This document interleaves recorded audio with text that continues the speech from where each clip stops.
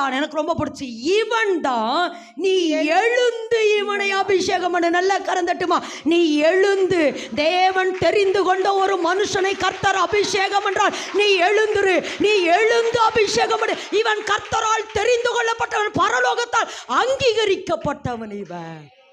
இவன் பரலோகத்தால் அங்கீகரிக்கப்பட்டவன். ஒருவேளை அவன் தாய் தகப்பன் இவன் தவறான முறையில் பிறந்திருக்கிறான்னு சொல்லி ஒருவேளை அவன் தாய் தகப்பன் என்ன செஞ்சிருக்கலாம், தள்ளி வச்சிருக்கலாம். இவன் தவறான முறையில் பிறந்திருக்கான்னு சொல்லி ஒருவேளை அவனுடைய சகோதரர்கள் இவனை ஒதுக்கி வச்சிருக்கலாம். எல்லாரும் ஏன்னா ஒரு இடத்துல இருக்கும், தெருக்களில் எல்லாம் உட்கார்ந்து என்னை பற்றியே பேசி கொண்டு இருக்கிறார்கள். தாவீது சொல்றார், இவன் இப்படி பிறந்தானாமா, இவன் இப்படி பிறந்தானாமா, இப்படி பிறந்தானாமான்னு என்னவே பேசிட்டு இருக்கிறாங்க, புலம்புவார் ஒரு இடத்துல தாவீது. இதை எதுக்கு சொல்கிறேன்னா, இப்படியெல்லாம் எல்லாரும் என்ன ஒதுக்குறாங்க, தாய் தகப்ப ஒதுக்குனாங்க, சகோதரர்கள் ஒதுக்குனாங்க, எல்லாரும் ஒதுக்குனாங்க.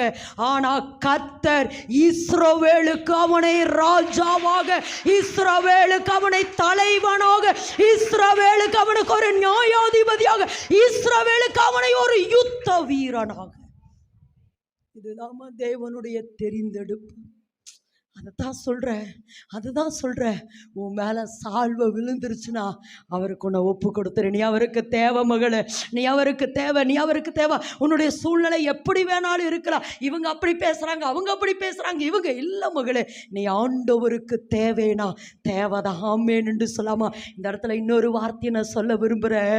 சவுலை புறக்கணித்து தள்ளி கர்த்தர் தாவீதை தெரிந்து கொண்டது போல எத்தனையோ ஊழியக்காரிகளை கர்த்தர் ராஜாவாக தெரிந்து கொண்டார். அவர்கள் தேவனுடைய திட்டத்தை நிறைவேற்றவில்லை என்று சொல்லி தேவன் அவளுடைய ஸ்தானத்தில் உங்களை தெரிந்தெடுத்திருக்கார். நல்லா கரந்தட்டுமா, நல்லா கரந்தட்டு. நீ ஆண்டவருக்கு தேவை. சவுலை புறக்கணித்து தள்ளின தேவன் அந்த ஸ்தானத்தில் தாவீதை தெரிந்து கொண்டார்.